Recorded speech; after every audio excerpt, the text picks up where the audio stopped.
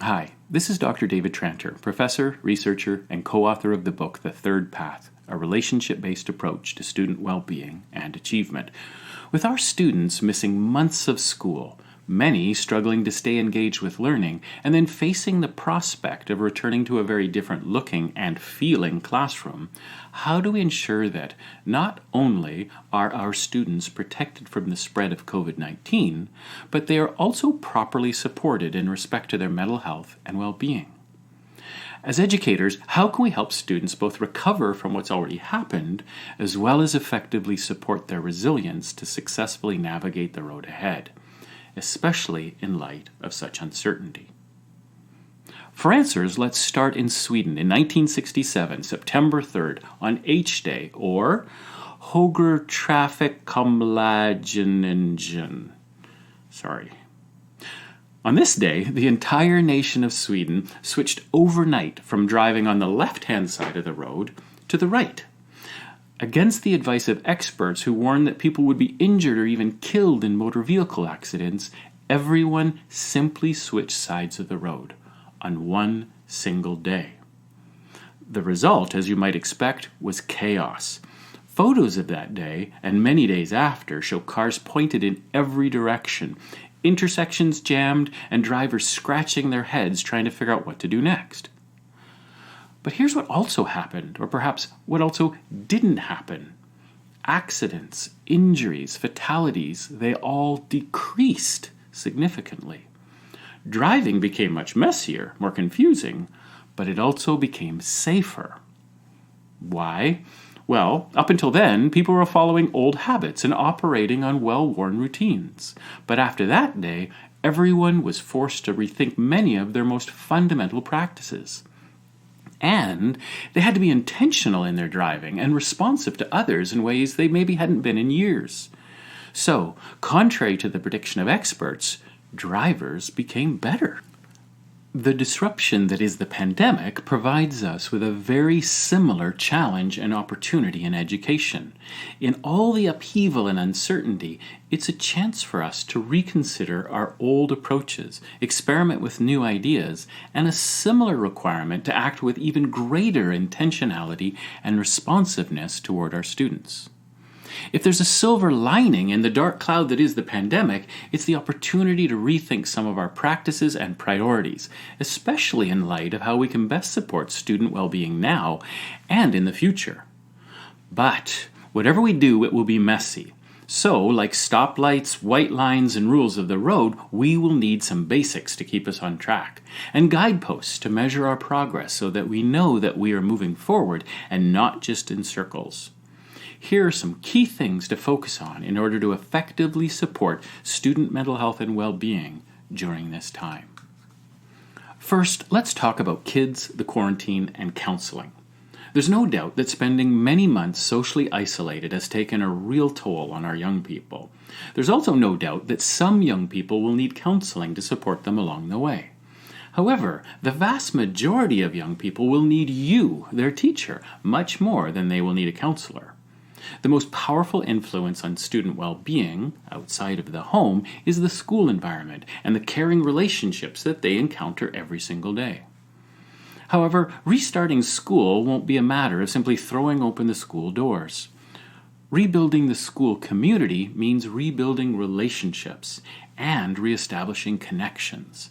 In fact, if we have learned anything during the quarantine about the nature of teaching and learning, it's that real connections are vital, and virtual connections are often a poor substitute for genuine face-to-face relationships. In our research, we have examined the attributes of the teacher-student relationship that fosters both day-to-day student well-being and achievement. We've identified 8 conditions that create an educational environment for every student to succeed, including those students who've experienced stress, anxiety, marginalization, and even trauma. And although each of the 8 is important, I'd like to highlight 4 conditions that I believe will be particularly vital to focus on during this time. Number 1, emotional safety. There are 2 ways to think about emotional safety: safety from and safety to. Safety from means feeling free from emotional harm, including malice, meanness, discrimination, rudeness, or even unpredictability. Young people feel safe when they can count on feeling heard, being treated fairly, and can rely on the adults in their lives. Note, though, that safety from doesn't mean that students shouldn't ever receive challenging feedback or be exposed to new ideas. Being challenged is the essence of learning and growth. However, it does mean that challenging feedback should be given in a way that makes sense to students. Feedback that is clear, fair, and delivered with kindness and compassion. The other kind of emotional safety is safety to. This means creating a classroom in which students feel safe to trust others, to take risks, and to be vulnerable. When students feel emotionally safe too, they are able to bring their stress and struggles to others. They don't have to hide behind a facade that they are okay, and this allows them to receive the help from others that they truly need, whether it's emotional support or academic support or both. Safety too also helps students to learn to feel accepted and acceptable, and to develop confidence that any difficulties they experience can be overcome, especially with the help of others. Contrary to the fears of some educators, supporting students to feel safe too doesn't have to be complicated, nor does it mean entering into a counseling relationship or insisting students disclose their inner feelings. It's really about being accepting, about listening rather than fixing, and about being truly fond of each and every student. Number 2, building belonging. Belonging isn't just a nice thing. It's critical to well-being and learning. We are deeply social creatures, and we all need to feel part of a caring community. However, we often act as if belonging is something that either happens or doesn't. We readily connect with one person, but the chemistry just isn't there with another. In education, we sometimes also believe that belonging is only built through bigger, more formal things like assemblies or school teams, colors, mascots, and mottos. But the key to building belonging is hidden in the often tiny, informal interactions that we have from moment to moment. The belonging that each student feels is a result of the sum total of the connection they experience with educators and peers each day. Each connecting experience or relationship deposit, no matter how seemingly small, adds up to create a felt sense of how strongly the student experiences a sense of belonging. The more connecting experiences, the more deposits, the larger the shared relationship account, and the stronger the student's sense of belonging. Deposits, even small ones, communicate to the student that they matter. Simply saying hi to a student as they walk by is a deposit, and deposits add up. Conversely, failing to say hi communicates to them that they don't matter and constitutes a withdrawal from the relationship account and weakens belonging.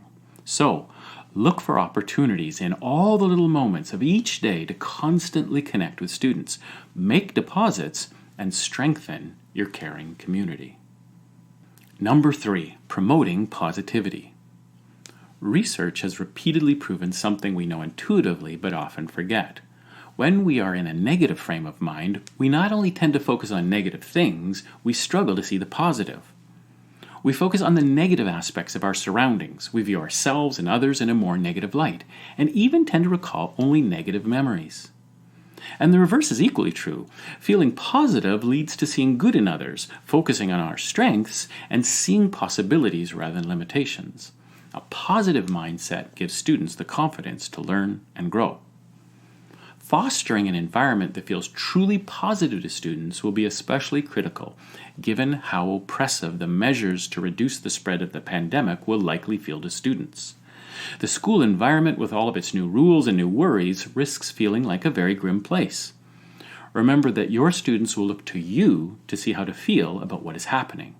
They might not always tell you so or act like it, but they are watching carefully. Your mood will affect them. So, how do we increase positivity despite the negative influence of the pandemic? Again, the secret is in the little things that we do every day. The researcher Barbara Fredrickson calls these micro moments and notes that the degree of positivity we feel is the result of all of the tiny moments of positive connection with others in which one or more of the following 10 feelings is experienced.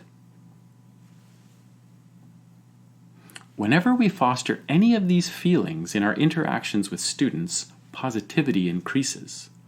The greater the ongoing presence of these connections, no matter how small, the more positive the overall environment is experienced by students. One caution, though, these experiences have to be genuine. They can't be forced. If a student is feeling truly sad, it won't work to simply sweep their sadness aside and tell them to smile. It's important to acknowledge the more difficult emotions when they arise. Negative and positive feelings don't have to compete with each other. There must always be room for more difficult emotions, but there is also room to increase the presence of positive emotions as well. Number 4, identity. The pandemic has renewed the conversation about educational practices and structures that perpetuate the marginalization of some students and undermine their success, while at the same time providing unfair advantage to others. There is much that can and should be discussed about how we can do a better job of ensuring equity, genuinely supporting diversity, and more effectively addressing systemic discrimination. Arguably, this conversation starts with genuinely understanding the experience of each of our students and their families. To begin to truly appreciate the challenges that others face, we must start by putting ourselves in their shoes. In a word, we must empathize. But it turns out that empathy is much more difficult and problematic than we often realize. Empathy is like a light that we can shine on other people in order to try to feel what they feel and understand the world as experienced by them. But here's the catch. That light is more like a spotlight than a floodlight. Empathy's focus is narrow, not wide. We tend not to empathize readily with large numbers of people. We tend to empathize narrowly with one person at a time. And we automatically shine that spotlight of empathy on people we either find readily likable or people who are most similar to us. When, with effort, we shine that spotlight on someone not like us, it illuminates the experience of just that one person. It doesn't tell us about the experiences of other people, nor does it reveal that much about the wider social context in which they live. When we make decisions based on individual empathy, we often do what might provide immediate support for those with whom we have empathized, but not others in that equity group.